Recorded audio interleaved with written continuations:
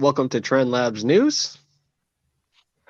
Uh, today, today on NBC News, weapon expert points to possible explanation for how live rounds got on the Rust set. Mhm. Live ammunition may have made its way to Rust via a prop supplier Thel Reed worked with months earlier, Reed told investigators. A search warrant affidavit filed Tuesday for a New Mexico film prop firm indicates that live ammunition on the deadly set of Rust might have originated with the storied stuntman Thel Reed. Reed is the father of Rust armorer Hannah Gutierrez Reed, who has been under scrutiny for her role as caretaker of firearms on the set of the production.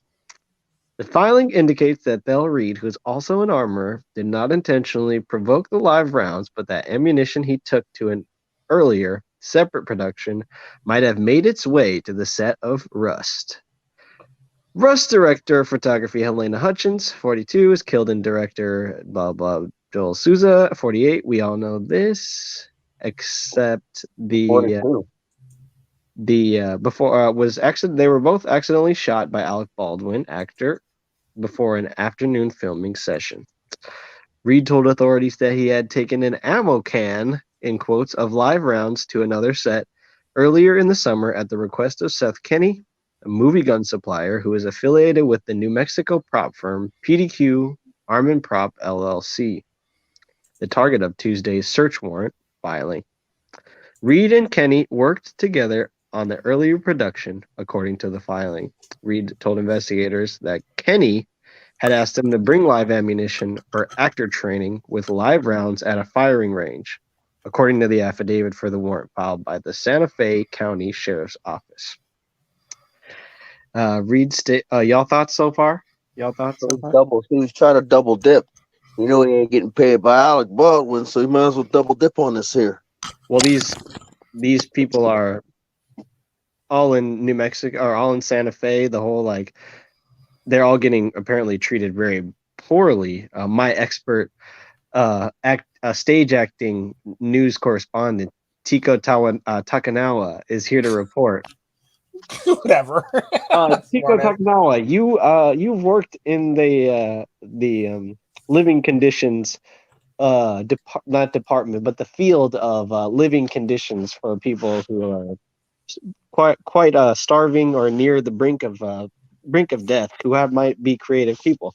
What could you say about how the things are being run in New Mexico during this COVID lockdown in terms of Okay, first off, just because I grew up in a third world country, that don't mean I grew up POA. Okay. He got standards. Yeah, sure. I'm sorry, that's not what I meant. Typically conditions like that are very, very bad. And it's like, if everybody's being mistreated the way they are, the sad part about that is even then, their conditions are still above third world country conditions, whether we all like it or not. It's basically people's perception on the conditions, basically, and what they're used to and what they're not used to. Like, case in point, if you're used to a 5-star hotel and you get stuck in a 3-star hotel, you're probably not going to be happy at the end of the day, if you know what I mean. That's basically the concept that a lot of these people have. Mm-hmm. So, real quick, the prop PDQ Arm & Prop LLC in New Mexico was doing a larger, I assume, production.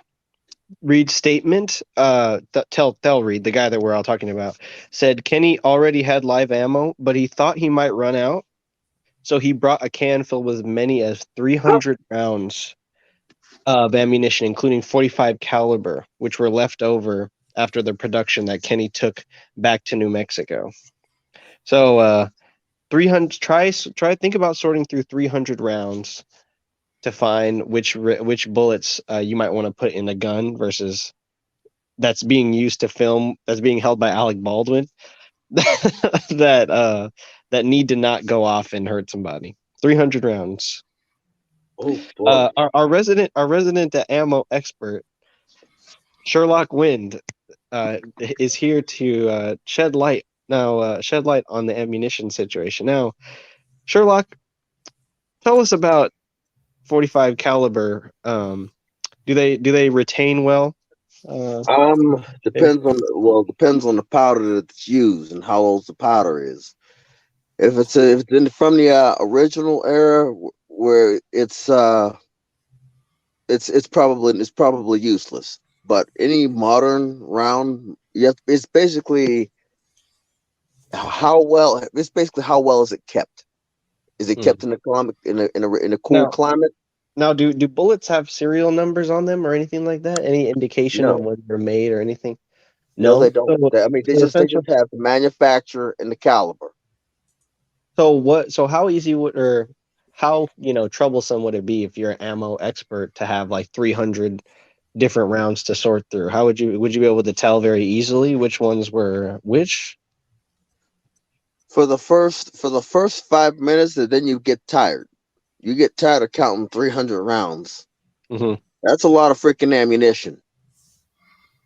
I'm having a hard time picturing 300 rounds in my head, but Well, no. That's a Here's the that's thing. a Here's the lot thing of that you have to rounds. realize, yeah. When you do something long enough, eventually your mind gets tired and it starts wandering off and it starts doing other things and it basically starts imagining things basically, or yeah, starts playing tricks on you to right. make you think that you're seeing the same thing or a different thing at the end of the day, or you're seeing what you Yeah. think you're seeing. So The if I gave more you, tired you get, the more delusional you get, the more you think you're actually counting the right Right. thing, ironically. And right, and okay, basically he's the person who's basically trying to do a 2 to 3 person job by himself. that's why I said if I gave you 2 weeks, could you sort through the ammunition, the 300 Yeah, rounds, I mean I could. I don't want to. I which is could fun, sort through the ammunition.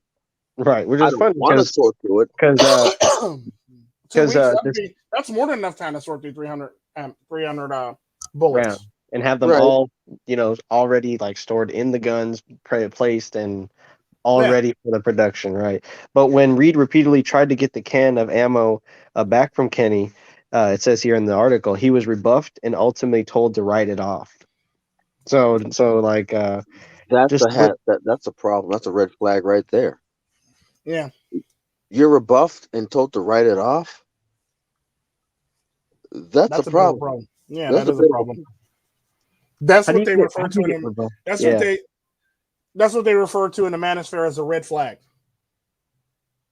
that's definitely a red flag.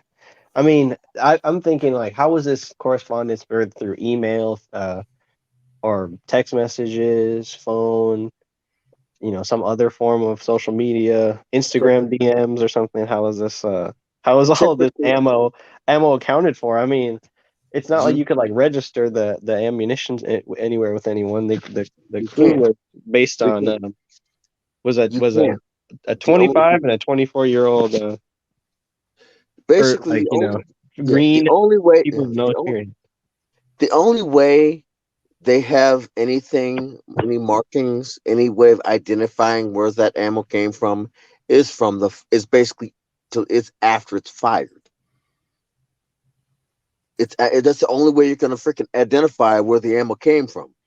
Because Mhm. after it's fired, there's usually hammer marks depending on the freaking firearm that's used. There's hammer marks. There's marks from the ramp that leading into the chamber. There's marks from the from the chamber. Marks from the extractor.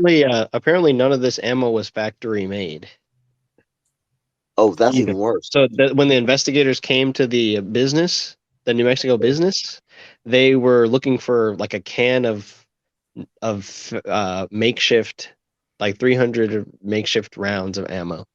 It also says here the filing says Prop Master Sarah Zachary. Now we know Gutierrez Reed, who is the prop assistant and the head armorer. Who's Thel Reed happens to be her father, which is how this ammo possibly got involved in the set. Was said the ammunition for that production was from multiple sources, including rounds that Gutierrez Reed brought from a previous production and some that were provided by another person, not specified. It is not clear how that narrative fits with one about live rounds from a previous set. It According sounds. to Tuesday's filing, or listen to this, according to Tuesday's filing, Zachary told investigators that she checked the box of ammunition on the prop cart after shooting and compared it with the round she was handed, the suspected live round from the gun Baldwin fired. There's one factor that's basically taken out of place. What's that? Lead is heavy. Lead is heavy. You didn't notice that there was an off balance between a lead and a blank, a lead and But a dummy Got a round. point there. maybe she said it said so. Going on, Zachary, the head prop master, found some cartridges in the box that would rattle, signifying they're dummy rounds. We've heard that from No, other sources before. Others, however, did not, which led her to believe some were live. live Just round off rattle. the narrative. Live rounds Schedule. rattle too. Mhm. Believe it or not, if you listen closely, if you take a live round and you shake it, it rattles. You know why? Because there's basically air inside of the live round, so to allow the powder to expand.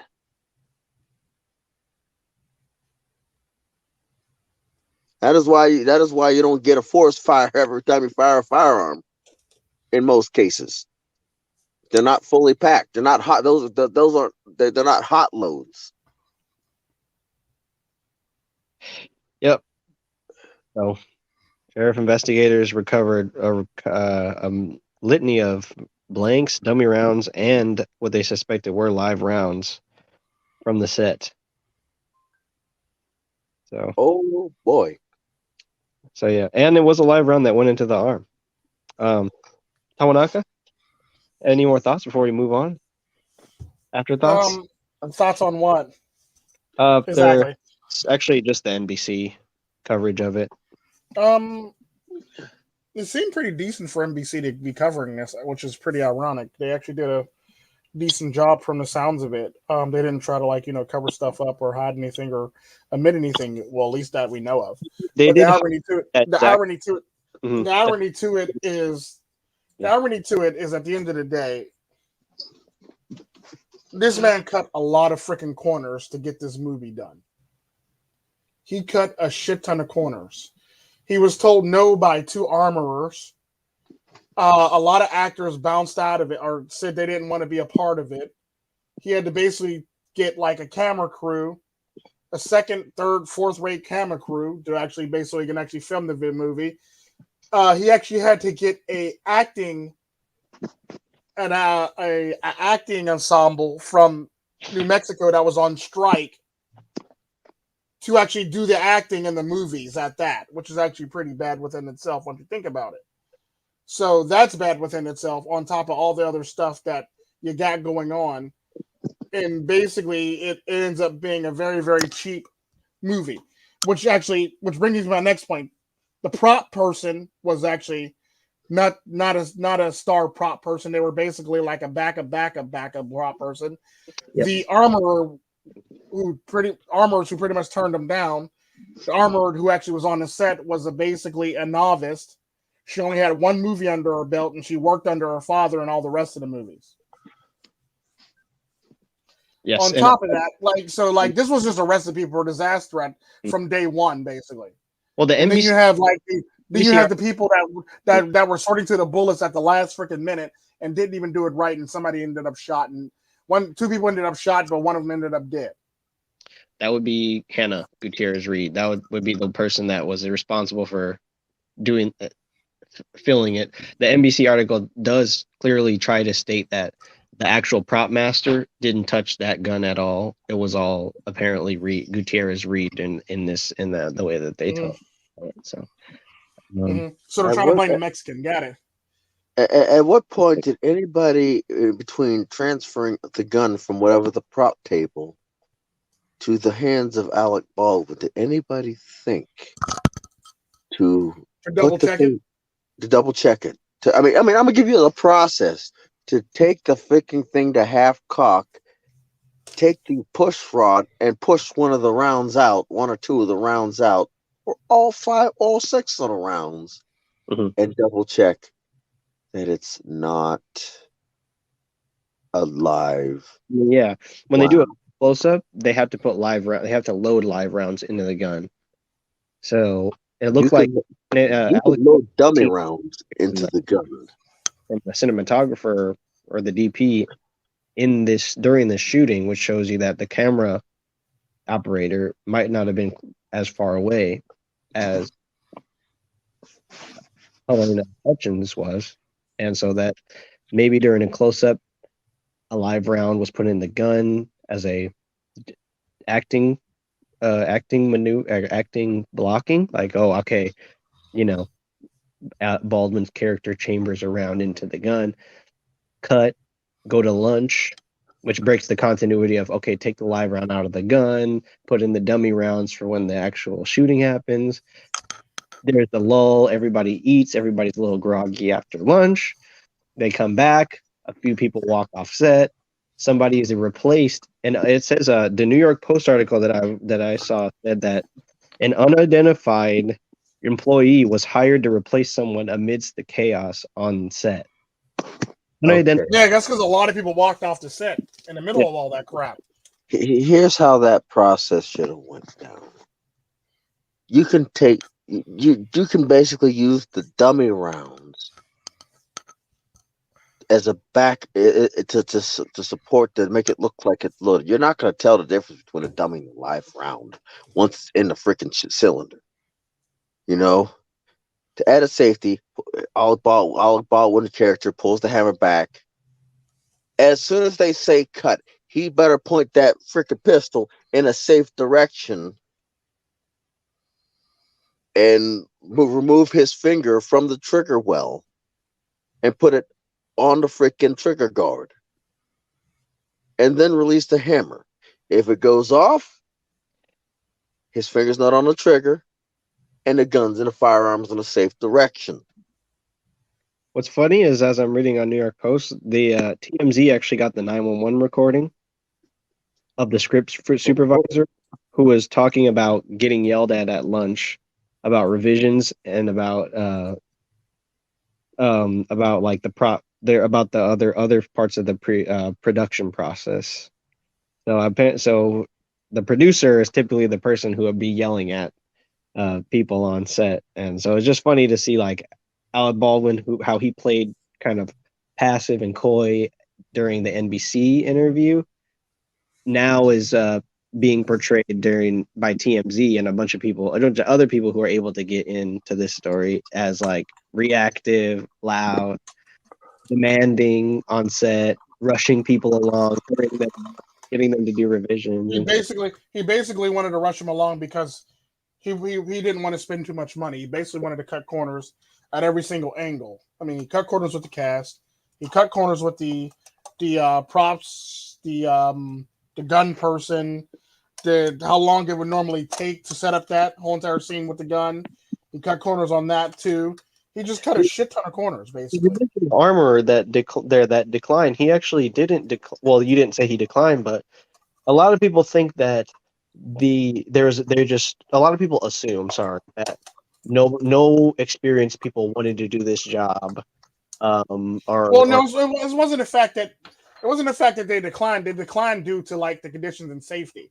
You want somebody to come on the set. It's something that normally takes weeks. Basically, you want them to come on the set and do it right off the bat. Basically, that doesn't seem safe, and that would never be safe. So 9 times out of 10, any armorer that has sense would actually say no to that for the fact that that's an accident on his head if somebody gets fucked up or shot or killed or whatever the hell. Basically, you see what I'm saying?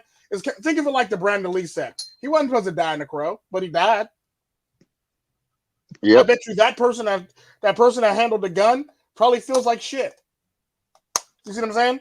Mm-hmm. So the sad part about that is that was even bigger production, and that had more time and more everything, and that screw up still happened. Imagine trying to do something like that in days or on the spot. There were doesn't work that well. That were reached out to during this process that were asked to do multiple roles, and they offered to help the set in a singular role, but they weren't paid, or I Freudian slip. They weren't selected because of the fact that they would have to take a pay do multiple things in order to do multiple things at the same time, and that's the problem. He cut a lot of corners. You can't cut a lot of corners and expect people to want to work. That'd be like telling the black person, I'll give you $13 an hour, but you're going to do this job, and this job. You're also going to do supervisor position, and you're also going to do this job over here too. And yeah, like no. 9 times out of 10, he's probably going to say no.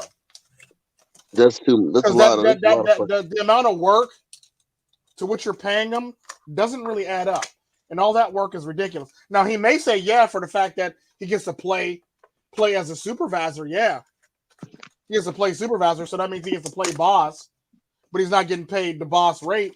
So a black dude might take it on for that very reason. I mean, that's always the case, but the sad part about that is nobody's really going to take on that kind of work without any incentives or without any financial gain from anything like that, sadly. That'd be like asking a driver to be a lead driver, but I'm not going to pay you lead driver rates. But I want you to train people, but I'm not going to give you lead driver rates, basically. But you're my lead driver, though. You're my lead driver. How would you feel about that? I would feel kind of pissed. You get paid the same as everybody else, but you're a lead driver. Like, think about that for a second.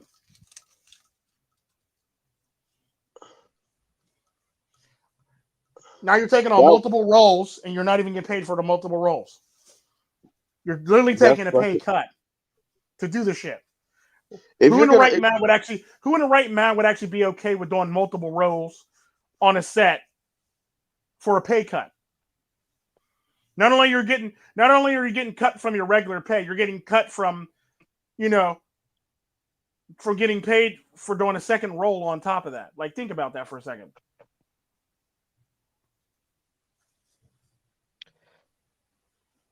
Here, I'm just, I'm reading the ranch where Fatal Arrest shooting happened has been a go-to location for Hollywood, and also recently, because of the lockdown, it's been a rush-to place because apparently you can get you can just get a lot of value out of the Bonanza City area for pretty cheap. If you're gonna screw me, at least give me a reach around. Wild turkey and a burger. I'm your little whore for the night. Yeah, basically, it is an abandoned city. It was abandoned by the early 1900s. Well, which makes it classic and rustic. It's a place where Hollywood goes to film movies like 3:10 to Yuma, Cowboys and Aliens, Lonesome Dove, Easy Rider, Butch Cassidy, among other movies. Riders of the Storm. But yeah, so what are your guys' thoughts? About this story. We do have Jim saying bye, Alec. Is Alec about to go down for this, or is there a much more thicker plot than that? What do you guys think? He's too beloved to go down for this. Yeah, I don't see him going down for this. He's too beloved for that, and it's sad. I think he's going to skate on this one. Skating. We got two. He's probably going to skate. The dude who handles the ammunition and all them people who handle the props, they're going to get screwed, and he's going to have a hard time. He's going to have a hard time filming Rust ever again, or any production for that matter. Any production, Right. That's the sad part. A lot of people had to die just so he can make something a reality. Like, really think about that for a second. Yep. His dream of Rust is gone. And that movie is forever tainted. Nobody will ever want to play Rust. They could do Rust again. Well, somebody desperate might. I mean, wasn't he desperate? Pretty much, but he wasn't desperate enough to do it actually right.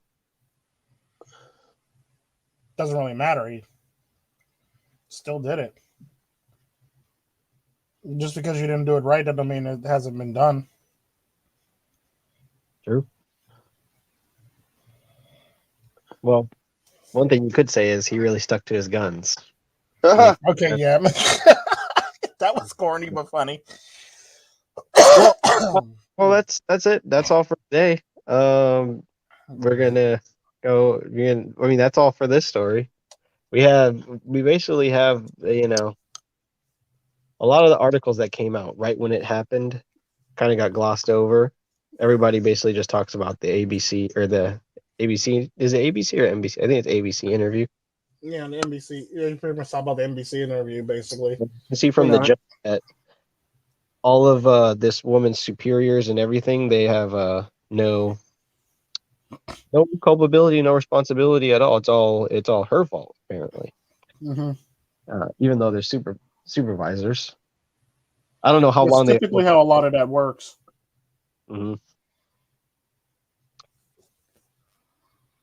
Here I'm also looking at the veteran prop master that we were talking about earlier. Or the LA Times did a piece on him too.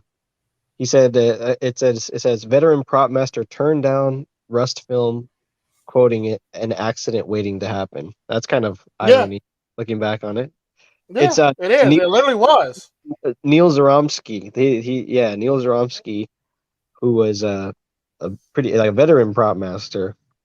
He cited a series of red flags about the production. That's Neil Zaromsky. Okay, so Neil Zaromsky has spent 3 decades in Hollywood, working on movies big and small, but never on a Western. So he was thrilled last month, this is in November, when he was asked to join the crew of an Alec Baldwin film in New Mexico. The veteran prop master immediately told Rust production managers he was interested in the job. That would give him responsibility for the accoutrement of the Old West. Pistols, rifles, wagons, saddles, and flour sacks were needed to recreate 1880s Kansas for Baldwin, who was playing a grizzled outlaw named Harland Rust. Already it sounds just, like I said, just janky. Just sounds Yeah, it janky. does. That's the sad part. And I talked about this on my channel. Like Alec Baldwin is the veteran person on that. He's Other pretty than much a veteran actor on the set. on the set, not only that, yeah, but like he doesn't have too many producing credits or something like compressor producing credits, but more so than pretty much anybody who would be hired the same day that the set is actually made. So for sure, during that situation, he was the veteran person, like the Sad part most. about that is I have more producing credits than he do. Well, yeah. I mean, anybody who makes online content probably could be a better producer than Alec Baldwin. No, I'm talking about studio wise and movie, video, scenes, action, stuff like that, music, animation, stuff like that. I have more production credits than he do. Well, I guess prop armors know or that's the production people know who to contact in the future if they ever need. Would you ever do Rust? Hell no. Is It Wind right? depends on it depends on who's actually doing it and who's actually paying for it. It's not like Baldwin. Hell no, I'm not doing Rust. I don't know. If somebody in the manosphere community picked it up, it was like a cold. Like let's I say the wouldn't trust none of cold, those motherfuckers. let's say the case runs cold. They never run a conviction, and the Is the movie even done? No, no, they can't. How are they going to finish it? They the don't have the cameraman. the camera woman's taking a dirt nap. How are they gonna finish it? The camera I kind woman's of figured that was basically the last scene that they were doing that day. well, it may be in the last scene, but her little inner pieces of her mind is blown. Her mind is Actually, blown. actually, it was under her arm that was blown. So Oh technically, it's her well. heart and chest that were blown. It's Oh, like she her died heart of a broken heart. is no longer in the fight, or is no longer trying to get the movie done. Look, Yeah. look here. Right She's place. got a broken heart. She Got a broken We're heart. going to hell Alec for this. Well, Baldwin let's broke. run with it. had bad nerves about it. The sad part about that is all they really have to do is basically CGI it or, set up the scene with Alec Baldwin and finish it out that way. I mean, it's not hard. Yeah, do some voiceovers with of Baldwin with the extra film that you may or may not have gotten offset. B Yeah, and roll the sad, B-roll and the footage. sad part about that is you could pretty much make a movie based on that, and you just got to pay for somebody to CGI the shit in, or You know what? Like all the money that Alec get, he should forward it directly to Helena Hutchins' family and the aggrieved party. and also what's his name's family too, because he got injured. Right. Yeah, Joel Souza. Yeah. Maybe just to Joel Souza, because I want to see Well, my new Helena Joel. Hutchinson. Helena Hutchinson, basically, her family definitely deserves some money from that shit. That's wrongful death right there, yo. That's a wrongful death suit waiting to happen. Can you If he believe just paid him off now, he can get away with it. He can actually skate.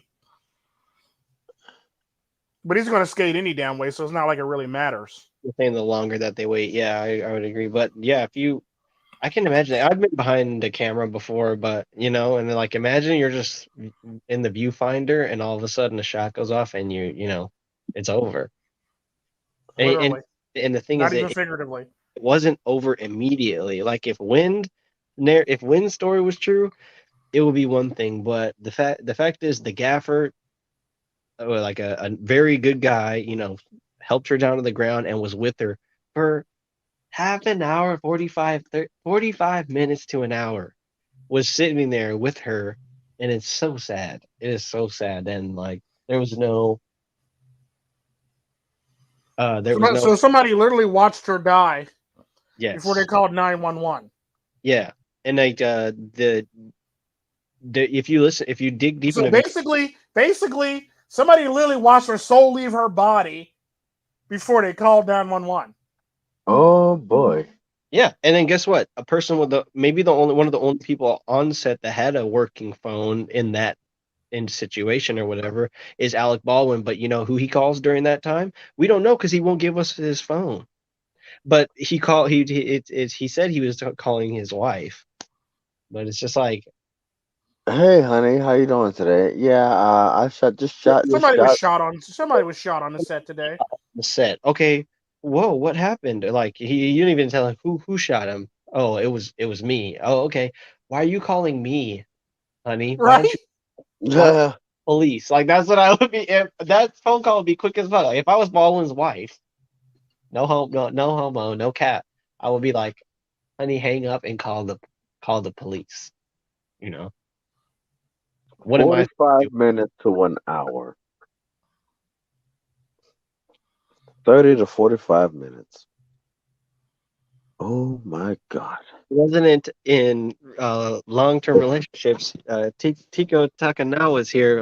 If how long did the phone conversations typically last in a long-term relationship, like such as Alec Baldwin and his lovely wife? It probably doesn't last that long. He doesn't really strike me as the type of person where, like, you can be on the phone with him for a very long time. Uh, Long-term relationships, typically the phone calls don't really go that long. They typically are short and to the point, or they're usually trying to get off the phone with each other. However, in a good relationship, a good strong relationship, typically the phone calls could go on like you're still newlyweds. Mm-hmm. Hey, I've never been in a good, strong relationship, so I'm good. Like the longest phone call I ever had was with Cartel Princess, and it was about like 12 hours. Mm-hmm. Were you not in the same general vicinity as No, I was at work. Oh, I was literally talking on the phone to her from the time I woke up to the time I got there to the time I helped everybody load out to the time I got everything on the run to the time I started signing checks to the time I started doing all this to the time I started handling the back end and the business end of the things to the time I went off to the other place that I'm gonna have a business partner with and I started doing work over there to the time I went on a route just to help out because they would have to drop one and we'd have to pay money back for dropping a route. To the time I got done with that, and I was literally on the phone with her that whole damn time. Well, talk about commitments. That's quite a commitment of time to be on the phone that long. Hey, and you didn't happen to kill anybody during that time. No, nobody got fired that day. Everybody kept their job that day. Nobody got yelled at. I'm sure if you did have to perform a maneuver of such severity that you probably would have to hang up the phone, or maybe she would stay on the line for that as well No, I would have maneuvered around it. I could pretty much do that in my sleep and still be talking on the and phone. still be talking. Hell, I've been known to go. Hell, I've been on the phone. I've been on the phone during a gunfight and Wow, had a whole entire conversation while returning fire. was it a casual conversation or was it related to the gunfight? No, it was a casual conversation. Wow. We were So, talking. We were talking about. like, We were you talking want about Talia cutting up at school. like LZ for exfil. Like we were talking about Talia cutting up at school and misbehaving, and then we were also talking about we're talking about the twins, the younger twins, uh flipping their bowl of spaghettios or some shit like that, basically. But yeah, that was basically the conversation that in a nutshell. Like while I was in the middle of a gunfight, but yeah, that's neither here nor there. But yeah, I mean, it's quite possible. I can pretty much do a lot of stuff and not really blink while doing it. Hell, I've actually walked out of a burning building on a phone.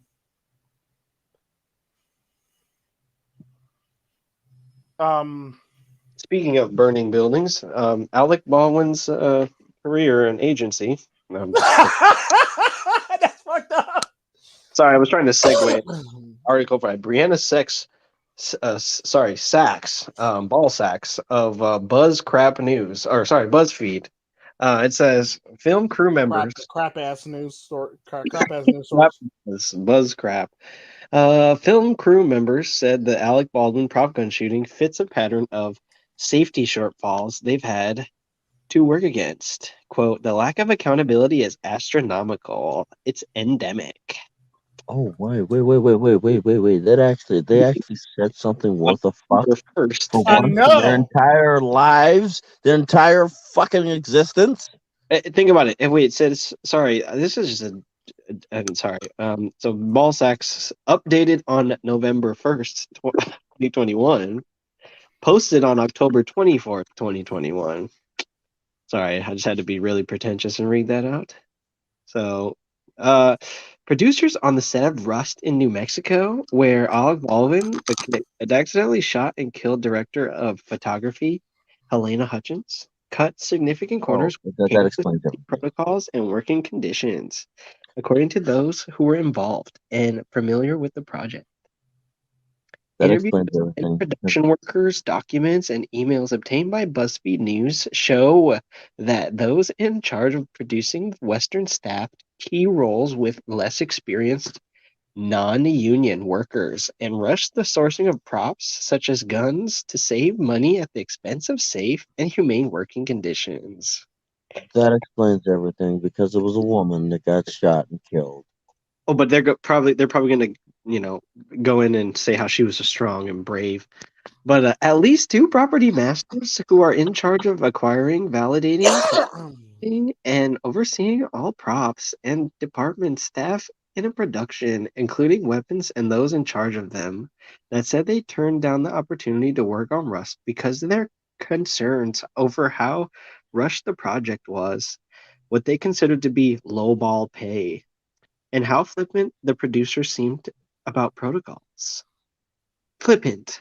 The producer seemed about protocols. In 2019, a prop maker with and licensed pyrotechnician with the local 44 union filed a formal complaint against Dave Halls, the assistant director on Rust, who handed Baldwin the loaded gun for violating safety protocols. Specifically rated to firearms on set, crew members also walked off one of his more recent projects after he had them shoot guerrilla style on train tracks in the middle of the night.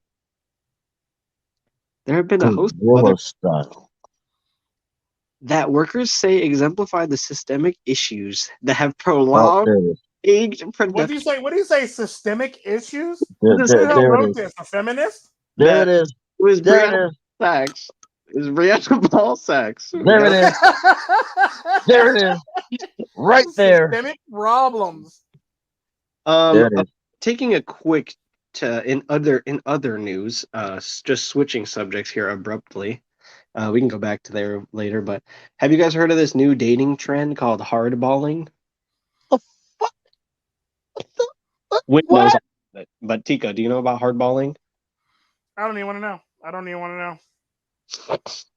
When do you want to know about hardballing? Hardballing is when you are upfront about your dating intentions from the beginning of the relationship. That's nothing too bad. Just like walking up to a chick, just walking up to talking to a chick saying, "Look, I only want to fuck. If you fucking want to fuck, I'll just talk to your friend." Yeah, So but she wants to fuck. that's a trend in dating now. It's not of course, it's not customary to be upfront about your intentions right from meeting your dating intentions right from meeting somebody. No, you Well, it can't. is. Yeah, it is. It's always Yeah. been shit. Oh shit! I'm Oh, telling what you, you it's trying to true. do? I'm trying to fuck you. End of story. I'm trying Let's to go. fuck you. End of story. Let's go. Let's Basically, dance. yeah. I'm gonna fuck the Fucking, brakes off of you. fucking or I I'm will gonna do see. everything in my power. That's how it is. I'm gonna do everything in my power to fuck the brakes off you. Everything in my capabilities. I'm gonna fuck you at least to my capabilities. Our resident hardballer in the studio, Sherlock Wynn, is here to spread some light for us. So, Wynn, how do you typically go about hardballing somebody? Or when did you start practicing this tactic, this dating tactic? After I got pit, after right about my 20s, when I got sick and tired of the goddamn bullshit games that some of my goddamn peers that I grew up with played when I was growing up, and I just said, you know what? I'm just gonna be I just decided to be a fucking animal. You know what? Either we gonna fuck, get there, we're gonna fuck, or we're not gonna fuck. Doesn't matter to me. It's funny you I'll say that start. you got sick of it in your 20s. Most people don't get sick of it till like much later. How did you explain? How did you get to be that way? How did your perspective change that early? My dad was a no nonsense type person, and I inherited his personality. Interesting. You know, I got sick of trying to be gentle and nice and kind and polite, and I just basically just said fuck it all, and it got results. Now I just want to be left the fuck alone for the most part Says the and do guy what I that's want. harassing somebody in the cartel. Yeah, well, shit. If they have the capabilities of fucking off me, I'm gonna fucking harass them till they piss, till they do something. And so far, I ain't seen no fucking action. Yeah, you have. Not significant enough for me to actually give a fuck Well, trust me, you do. long term. Well, let's You hope do. that condition improves over time. We're excited to see what new things will happen as new events will unfold in the hardballing sector of dating as the cuffing season soon reaches an end. I'm very Shit. excited it happens. But back to you, Tika. What? I mean, go uh, uh, trying to end the segment and making an outro. Oh, okay. Outro it is then.